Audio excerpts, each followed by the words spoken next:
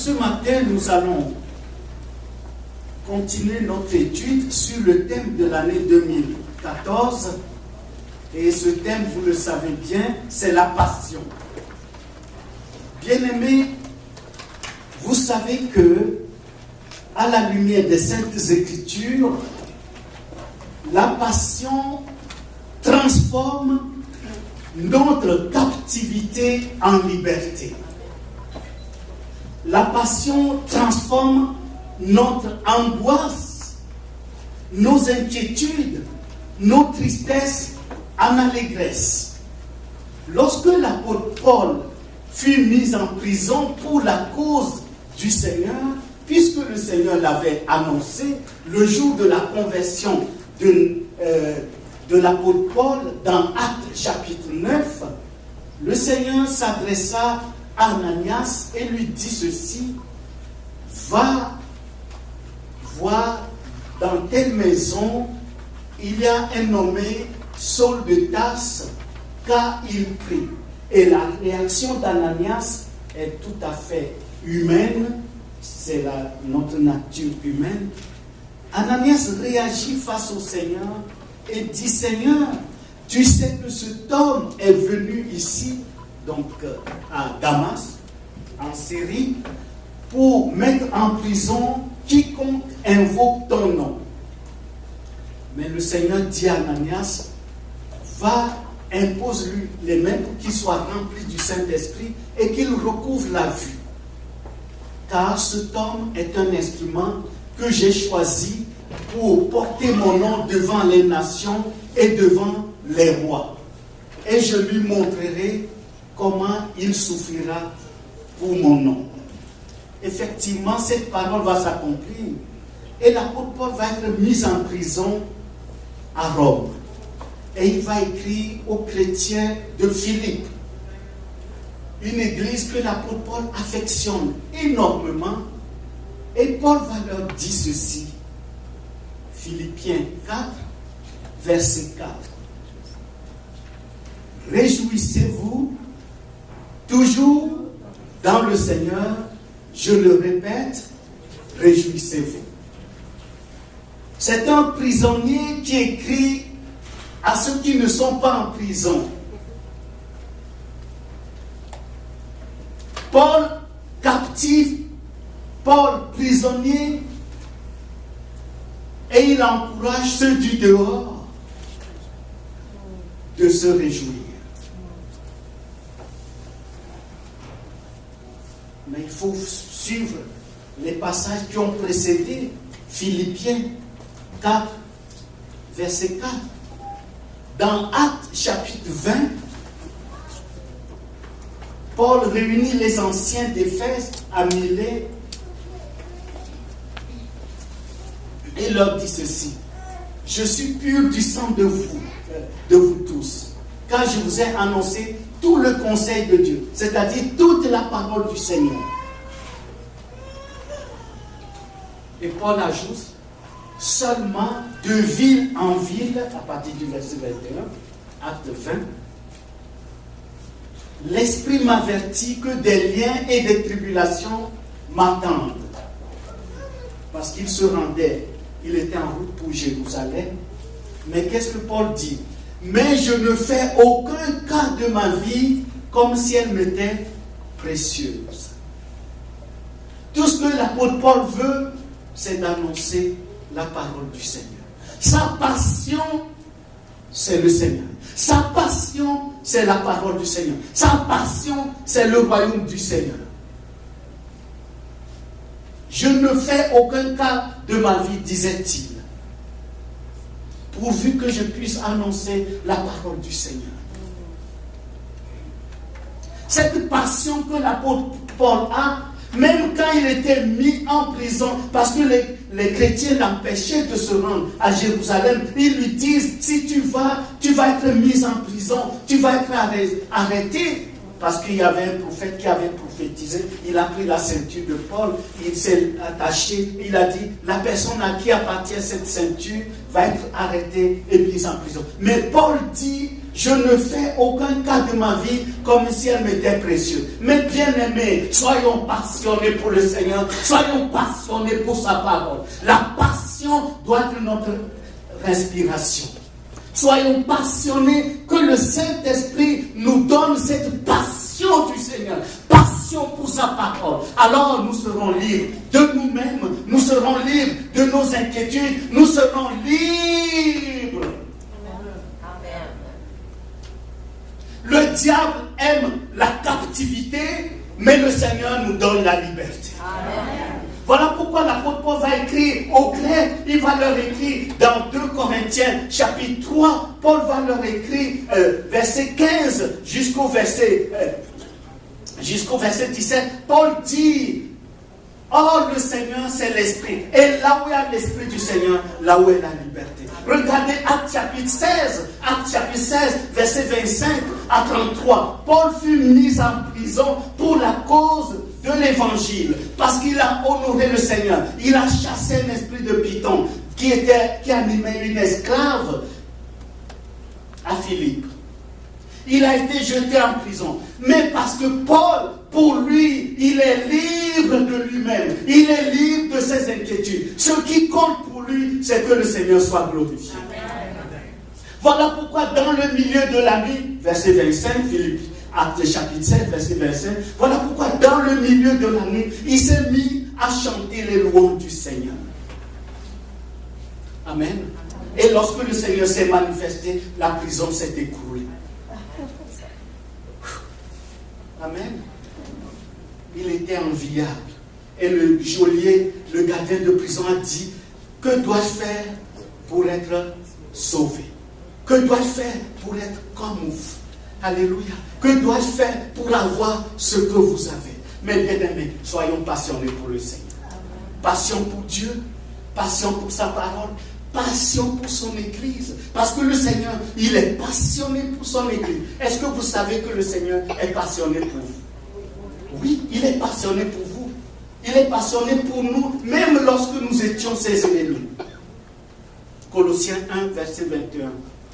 Lorsque nous étions ennemis de Dieu, le Seigneur était passionné pour nous. Lorsqu'il dit, par la bouche de David, le roi David, par l'esprit du Christ qui anime David, le Seigneur dit ceci, psaume 69, verset 10, le zèle de ta maison me dévore.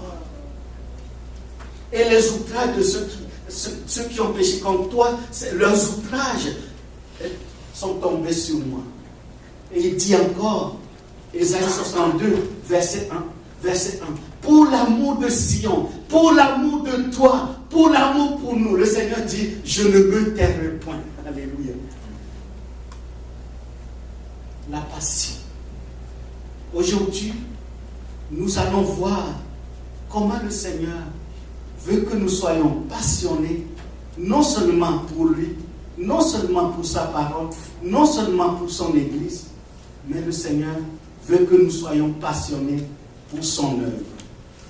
Sans plus tarder, je vous invite à lire Éphésiens chapitre 2, verset 10. Éphésiens 2, verset 10. Car nous sommes son ouvrage, ayant été créés en Jésus-Christ, pour de bonnes œuvres que Dieu a préparées d'avance afin que nous les pratiquions. Romains 12, verset 11. Ayez du zèle et non de la paresse. Soyez fervents d'esprit, servez le Seigneur. Amen. Amen. Soyons passionnés pour l'œuvre du Seigneur. Parce que le Seigneur est le premier d'abord. Tout ce qu'il a fait en tout premier lieu, c'est de faire de nous son œuvre. Si nous sommes ce que nous sommes aujourd'hui, c'est que le Seigneur a fait son œuvre en nous. Ayant fait son œuvre en nous, il a fait de nous son ouvrage. Il nous a non seulement libérés, il nous a transformés et il continue de nous transformer. Voilà pourquoi l'apôtre Paul va écrire aux chrétiens de Philippe, lorsqu'il leur écrit ceci, Philippiens 1, verset 6. Je suis persuadé, dit Paul, lorsqu'il était en prison, il écrit aux chrétiens de Philippe, il leur dit, je suis persuadé que celui qui a commencé en vous, cette bonne œuvre. la rendra parfaite. Alléluia. Le Seigneur a commencé en nous son œuvre, il a fait de nous son ouvrage, il nous a transformés, il continue de nous transformer pour que nous soyons ce qu'il nous a destinés à être, ce qu'il nous appelle à être, et il va continuer à le faire, il va le faire pour la rendre parfaite. Amen. Ainsi, étant l'ouvrage du Seigneur, le Seigneur nous a destinés à pratiquer, c'est-à-dire à faire les œuvres que lui, il a préparées pour nous. Nous pouvons faire beaucoup de choses, bien-aimés, entendons-nous bien. Nous pouvons faire beaucoup de choses, ça peut être de l'activisme. Faisons ce que le Seigneur nous appelle à faire. Le Seigneur ne nous demande pas de faire ce qu'il n'a pas demandé, il nous demande de faire ce que lui, il veut. Il y a toute une différence. Le Seigneur nous demande d'avoir du zèle, oui, d'avoir de la passion, oui, pas pour faire de l'activisme, mais pour faire les œuvres que lui, il a préparées d'avance. Mais comment pourrions-nous reconnaître ce que le Seigneur veut que nous fassions? L'apôtre Paul, lorsqu'il s'est converti dans Actes chapitre 9, si vous lisez versets 4 à 5, même jusqu'au verset 6, la toute première prière de l'apôtre Paul, qu'est-ce qu'il a dit? Seigneur, que veux-tu que je fasse? Seigneur, que veux-tu que je fasse? Peut-être vous êtes dans l'assemblée ici et vous vous demandez, qu'est-ce que j'aimerais m'impliquer, j'aimerais faire quelque chose pour le Seigneur.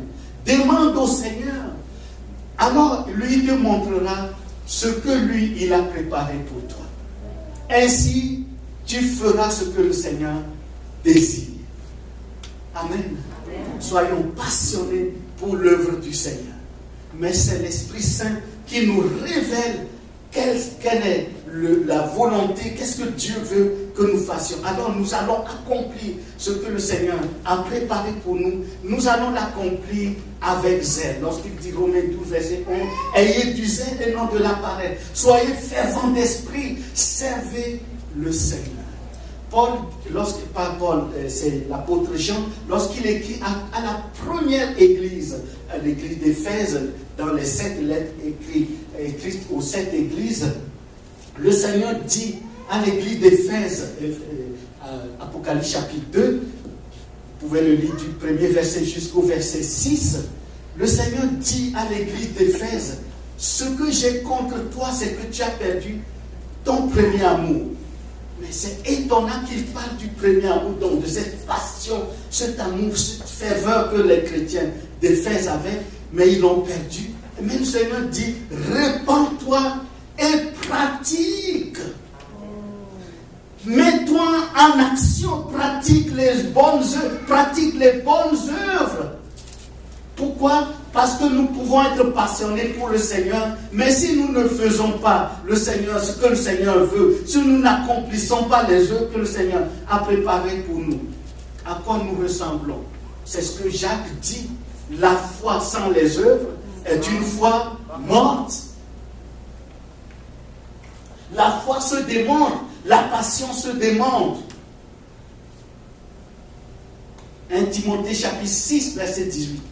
Recommande-leur, il parle des riches, recommande-leur de faire du bien, d'être riches en bonne œuvre, d'avoir de la libéralité, de la générosité. Matthieu 5, verset 16. Que votre lumière luise ainsi devant les hommes, afin qu'ils voient vos bonnes œuvres et qu'ils glorifient votre Père qui est dans les cieux. Avons-nous de la passion pour le Seigneur? Avons-nous de la passion pour sa parole? Avons-nous de la passion pour son Église? Démontrons-le par les bonnes œuvres que nous pratiquons. C'est-à-dire les œuvres que le Seigneur, lui, il a préparées pour nous et il veut que nous l'accomplissions pour sa gloire. Amen. C'était le Poussenda Senghor, il était président du Sénégal. C'est lui qui défend beaucoup la cause des Noirs, l'identité des Noirs, et il va écrire ceci, je suis nègre et je suis fier d'être net. Alors, un autre écrivain noir, appelé Wele Senka, lui n'est pas du Sénégal, mais il est du Nigeria. Lui, il a réfléchi, il a dit, mais à quoi ça sert si on proclame notre négritude? Et il lui va répliquer, il va écrire ceci.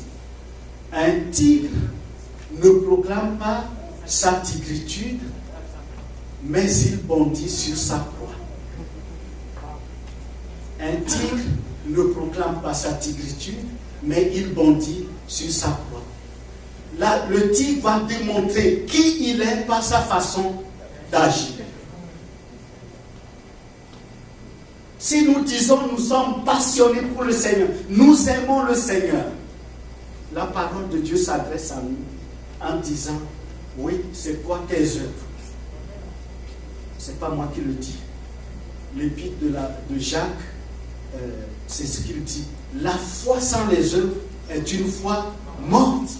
Notre passion pour le Seigneur, notre foi dans le Seigneur doit être concrétisée par les bonnes œuvres. Encore une fois, les œuvres que le Seigneur, lui, il a préparées pour nous. Amen. Ainsi, nous accomplirons les œuvres que le Seigneur désire.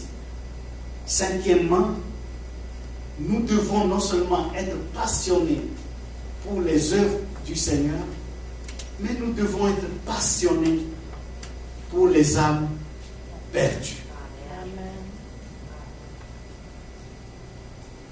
Si nous ne sommes pas passionnés pour les âmes perdues, à quoi ça sert notre séjour sur la terre?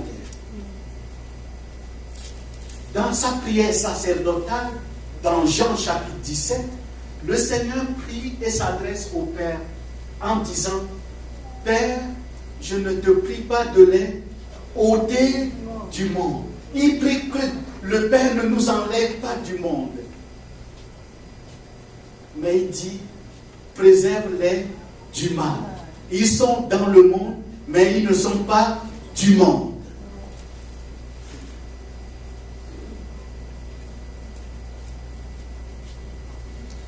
Si nous ne sommes pas passionnés pour les âmes perdues,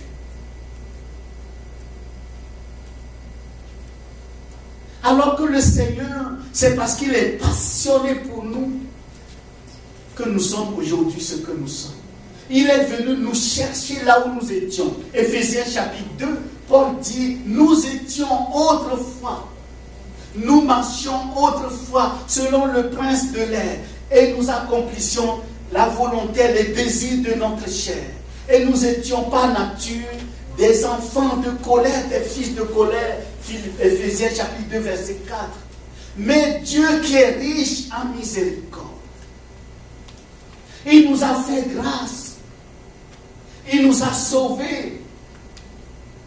Non pas par les œuvres que nous accomplissions, mais par son œuvre à lui, l'œuvre de la croix.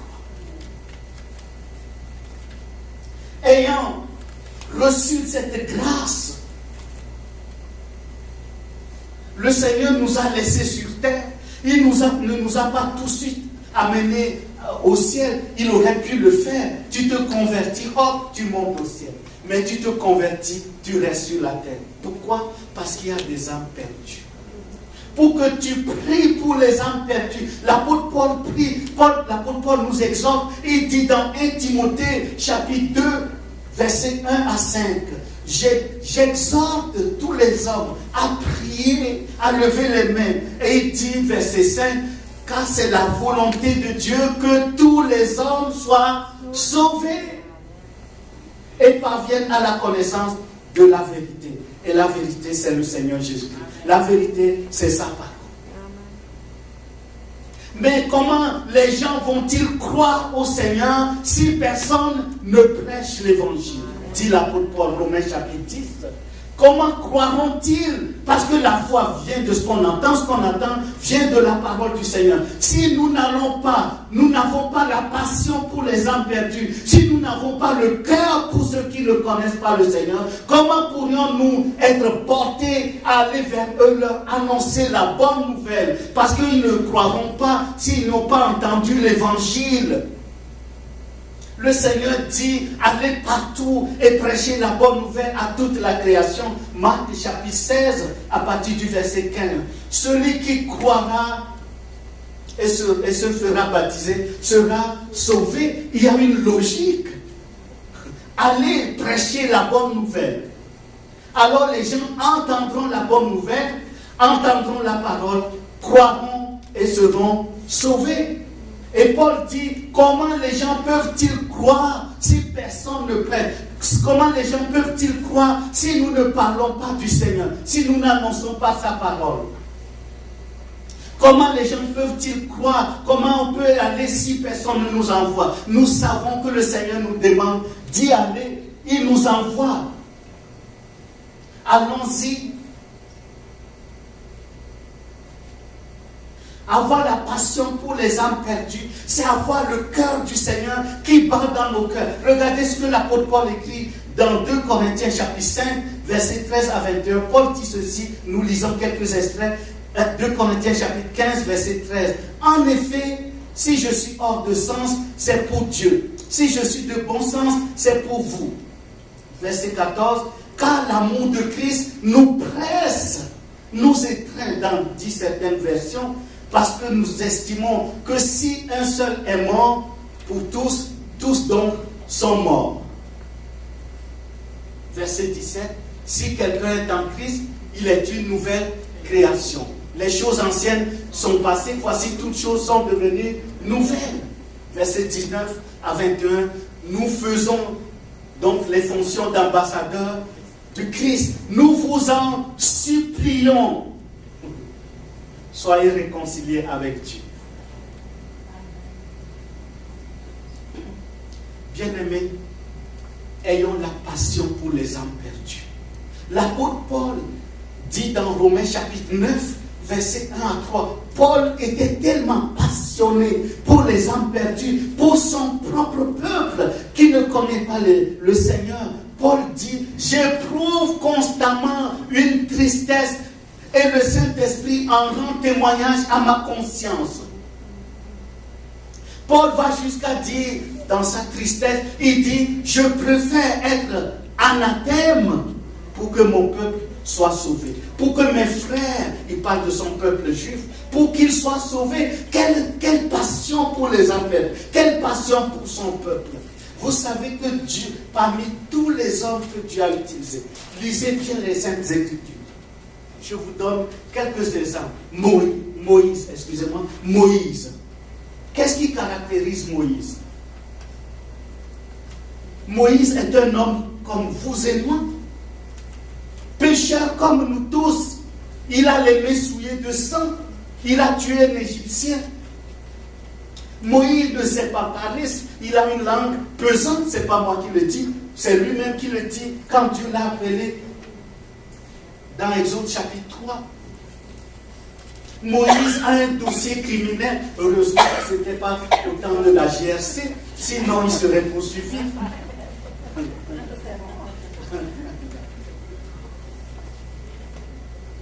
Mais qu'est-ce qui caractérise Moïse? Moïse aime Dieu et il aime son peuple. Amen. Moïse aime Dieu et aime son peuple. Mais bien aimé, demandons au Seigneur de nous donner un amour débordant pour lui. Oui, c'est bon. Mais un amour débordant pour le peuple québécois. Demandons un amour débordant dans notre cœur. Que cet amour nous presse, nous étreint comme la force motrice qui pousse le train à s'avancer. Alors, Moïse, un homme qui aime Dieu, qui aime son peuple, puisque Dieu dit dans Exode chapitre 32, Dieu dit, ton peuple a fait le veau d'or, laisse-moi l'exterminer et je ferai à partir de ta famille un nouveau peuple. Mais qu'est-ce que Moïse fait? Passionné pour Dieu, il défend Dieu. Le peuple a dit, c'est le veau d'or qui nous a délivrés de l'Égypte. Mais Moïse se tourne vers Dieu et dit à Dieu, c'est toi qui as délivré ton peuple.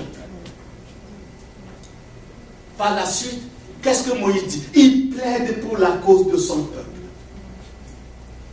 Il dit à Dieu, n'extermine pas ton peuple.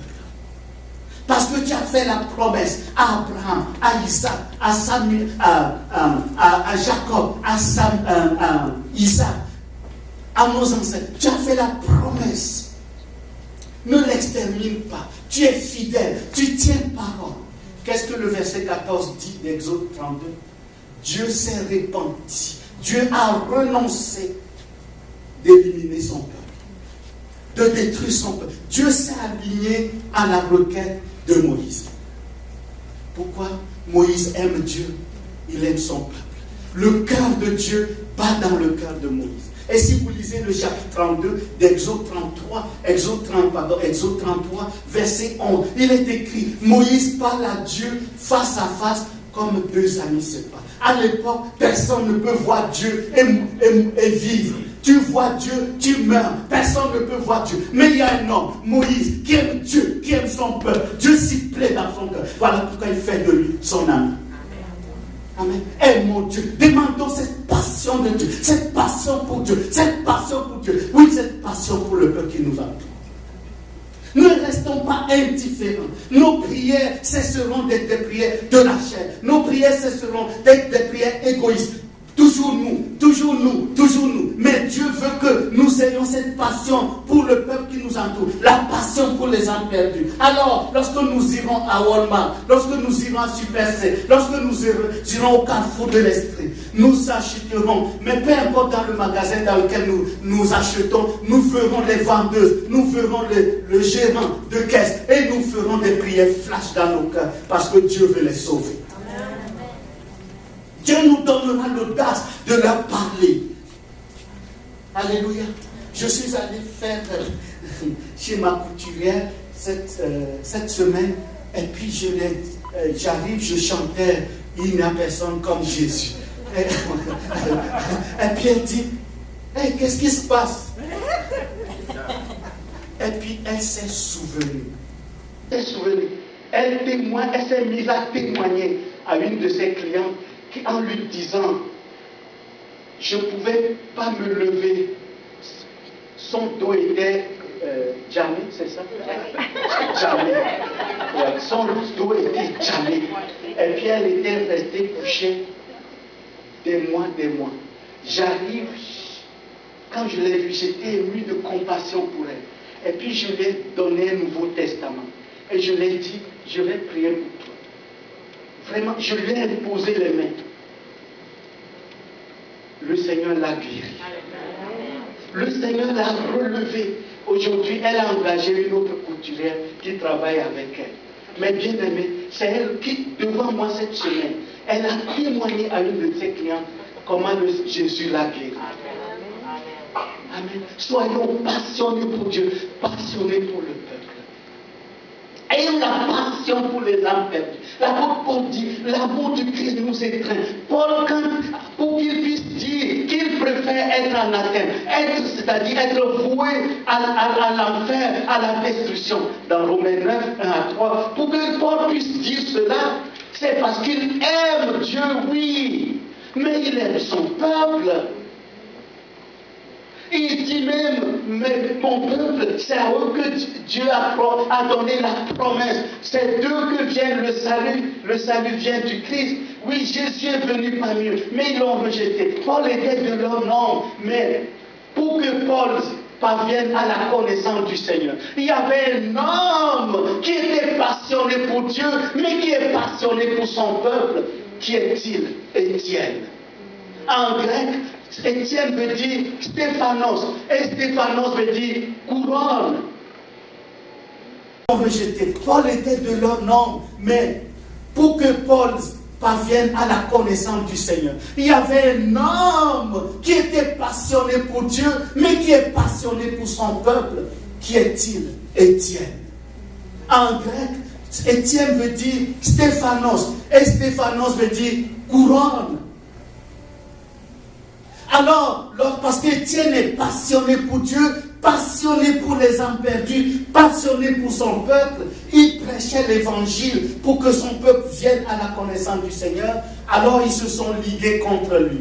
Et parmi eux se trouve Saul de Tarse, qui va devenir Paul. Alors, qu'est-ce que Paul Paul fait? Paul garde les habits de ses coéquipiers pendant qu'Étienne prêche pour les amener à la connaissance de la vérité, pour qu'ils croient au Seigneur Jésus et qu'ils soient sauvés. Dans sa passion, Étienne persévérait et prêchait l'évangile. Mais Paul, Saul de Tarse et son groupe se sont ligués contre lui. Saul de Tarse garde les habits de ses coéquipiers et eux, ils ont pris des grosses pierres. Ils ont traîné Étienne hors de la ville, puisque la loi l'exige ainsi. Et ils ont lapidé Étienne. Acte chapitre 7. Comment Étienne a terminé sa vie? Lisons Acte chapitre 7. Acte chapitre 7.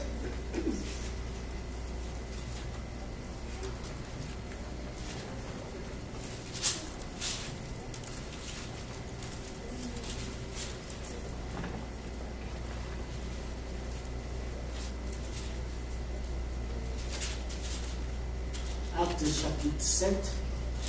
Excusez-moi. Je retourne le verset.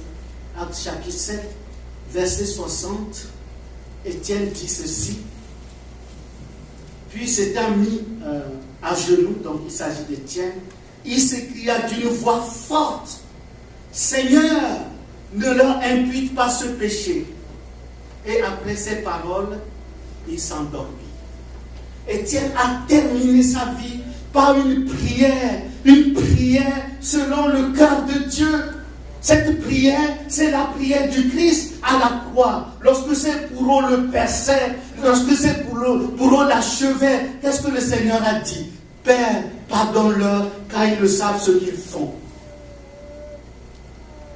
Dans sa passion pour nous, le Seigneur n'a pas démontré sa force pour briser la croix. Mais parce qu'il est passionné pour nous, il faut qu'il aille jusqu'au bout, jusqu'à se laisser persécuter à outrance, crucifié. Et dans sa douleur, il n'a pas ouvert la bouche pour maudire ses bourreaux, mais il a ouvert la bouche pour les bénir. Père, pardonne-leur, car ils ne savent ce qu'ils font. Étienne, passionné pour Dieu, passionné pour les âmes perdues, passionné pour son peuple, lorsque ses bourreaux l'achevaient par la lapidation, Étienne s'étant mis à genoux, il s'écria d'une voix forte, à l'instar du Seigneur, imitant le Seigneur Jésus. Dans l'esprit, Étienne prie une prière qui vient du cœur du Seigneur en disant: ne leur impute pas ce péché. Et le Seigneur va exaucer cette prière d'Étienne. C'est comme ça que Saul de Tarse va devenir Paul. Saul de Tarse va se convertir. Le bourreau, le persécuteur de l'Église, le destructeur de l'Église va devenir bâtisseur de l'Église. Amen. Le passionné, celui qui était passionné pour faire du mal, va devenir passionné de l'amour. Celui qui était passionné pour mettre tous ceux qui croient en Jésus-Christ en prison, dans sa prison, il va écrire ceci. Écoutez ce que Paul va écrire dans 2 Timothée chapitre 4, verset 6 jusqu'au verset 9. Paul dit ceci: j'ai combattu le bon combat, j'ai achevé ma course. Il était en prison lorsqu'il écrit à Timothée, au soir de sa vie, comme Étienne. Avant sa vie s'achève, Paul va écrire ceci: j'ai combattu dans le bon combat.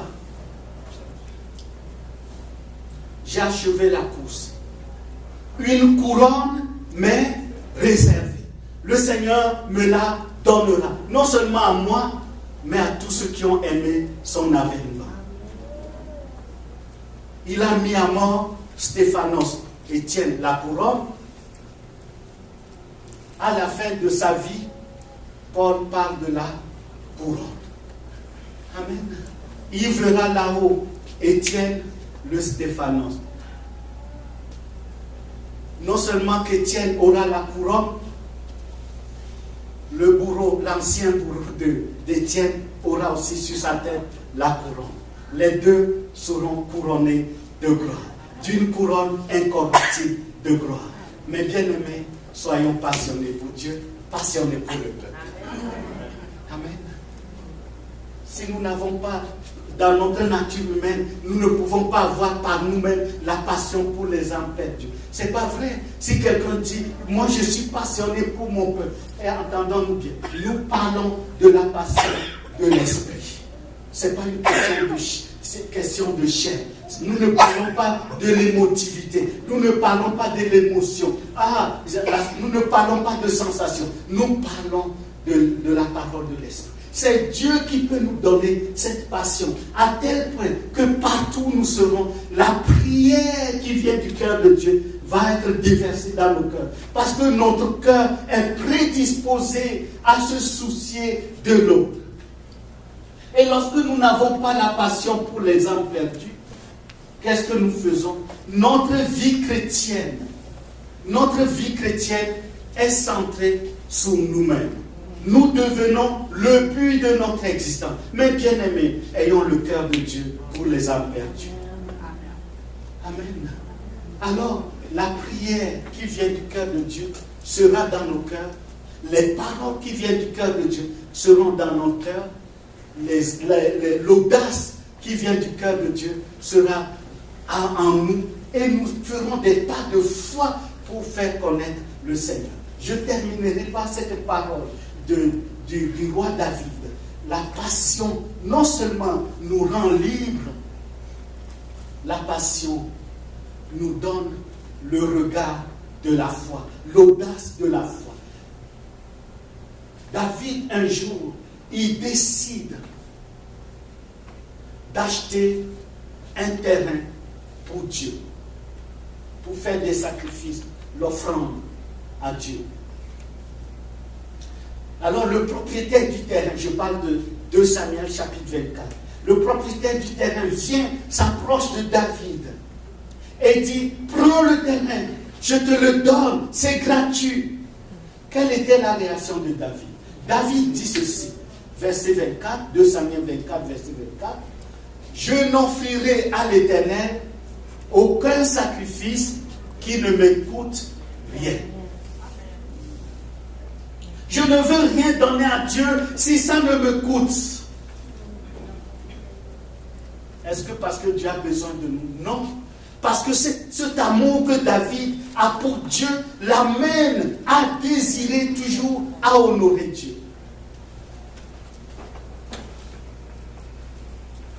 Et le terrain que David a acheté se trouve sur une montagne, c'est une colline, c'est le mont Moriah. Et Moriah veut dire Dieu observe, Dieu regarde. Dieu est en train de regarder David qui dit à ce propriétaire, non, ne me le donne pas, je ne vais offrir à mon Seigneur aucune offrande qui ne me coûte rien. En d'autres termes, je ne vais pas donner des restes à mon Seigneur, je vais donner le meilleur pour lui. Ce qui me coûte, démonstration de sa passion, de son amour pour le Seigneur. Et c'est sur cette colline, écoutez bien, c'est sur cette colline que le Seigneur va offrir son propre Fils pour le salut des nations. Amen. Quand on parle de Golgotha, c'est parce que la colline Moriah, c'est vaste, c'est là où le temple de Salomon a été bâti, c'est l'esplanade du temple, fait partie du mont Moriah. Et puis à l'autre côté, toujours le mont Moriah, à l'autre côté, au bord de la route, où il y a beaucoup de passants, se trouve le mont Golgotha. Amen. Alors mes bien-aimés, la passion que David avait pour Dieu, voulant honorer Dieu, Dieu va l'honorer. Amen. La passion que David a pour Dieu, Dieu va l'honorer. L'audace de la foi. Ma question reste posée ce matin. Es-tu passionné pour ton peuple? Ou bien penses-tu toujours seulement à toi? Pourvu que, Seigneur, tout va mal dans le monde, viens me chercher, viens nous chercher. Ça, c'est la fuite. C'est l'irresponsabilité. Ça, c'est l'égoïsme. Un jour, il y avait quelqu'un qui travaille à Valcourt. Dans l'usine, il y avait 2 chrétiens. L'autre chrétien était à l'autre bout, et puis l'autre dit, oh Seigneur, tout va mal dans le monde, viens nous chercher, reviens vite. Et puis le Seigneur dit à l'autre, écoute ce que dit mon enfant. Il ne pense qu'à lui. Il sait très bien que si je reviens aujourd'hui, il y a des multitudes qui ne me connaissent pas et ils iront en enfer. Mais il pense seulement à lui. Mais bien aimé, pour que nous puissions faire les prières qui viennent du cœur de Dieu, pour que nous puissions avoir cette passion, ce cœur qui bat pour Dieu, ce cœur qui bat pour les âmes perdues, la première chose que nous devons chercher, d'abord, mes bien-aimés, d'abord la passion pour Dieu. Et Dieu va mettre sa passion dans nos cœurs pour les gens. Alors nous pouvons faire les prières, pas les prières égocentriques, pas les prières centrées sur nous-mêmes, les prières qui préoccupent de Dieu, les prières qui plaisent au cœur de Dieu. Bien-aimés, soyons passionnés pour Dieu, passionnés pour les âmes perdues. Alléluia. Cette année 2014, ayons une seule chose en tête. Passion, hyper, passion, et toujours passion. Toujours passion. Amen. Passion pour Dieu, passion pour sa parole, passion pour son Église, passion pour son œuvre, passion pour les âmes perdues. Que le Seigneur soit béni. Prions ensemble.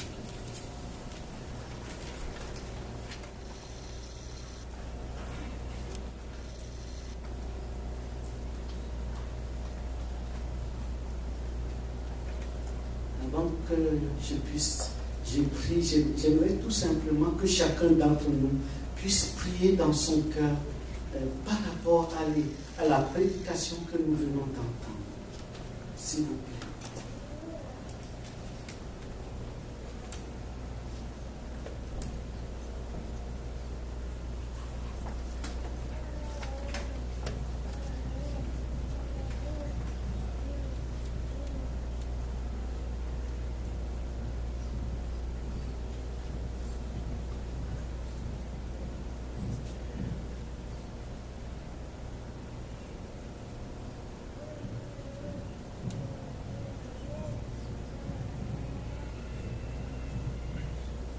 Seigneur, sois béni de ce que c'est toi qui donnes ce que tu demandes.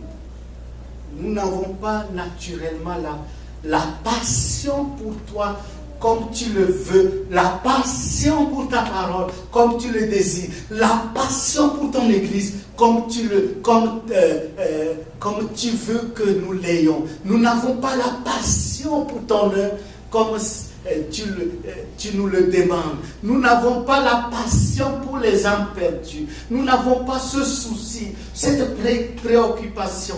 Nous sommes centrés sur nous-mêmes. Nous le reconnaissons. Mais le pardon se trouve auprès de toi.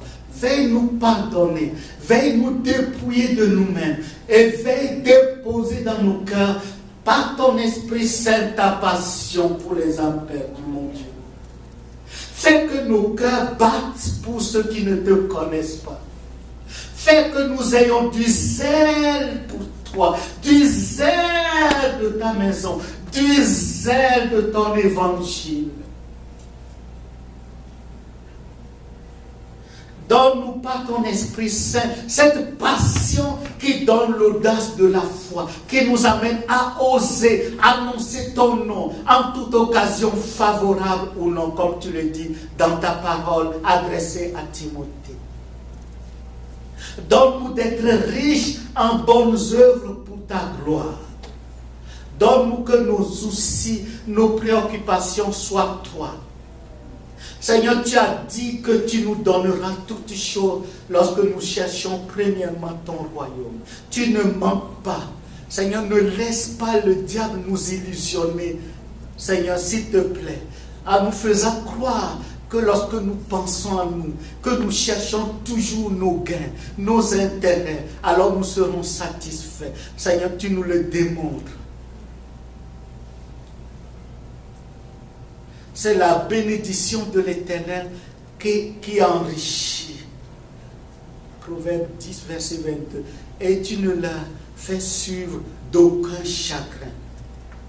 Alors, s'il te plaît, dépose dans nos cœurs ton cœur pour ceux qui ne te connaissent pas. Et mets-nous en route, Seigneur. Donne à chacune d'entre nous, Seigneur, de témoigner de toi en toute liberté à cause de ta passion.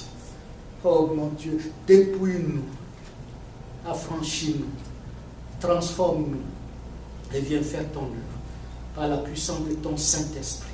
Au nom de Jésus, et le peuple de Dieu dit Amen, Amen, Amen et Amen. Amen.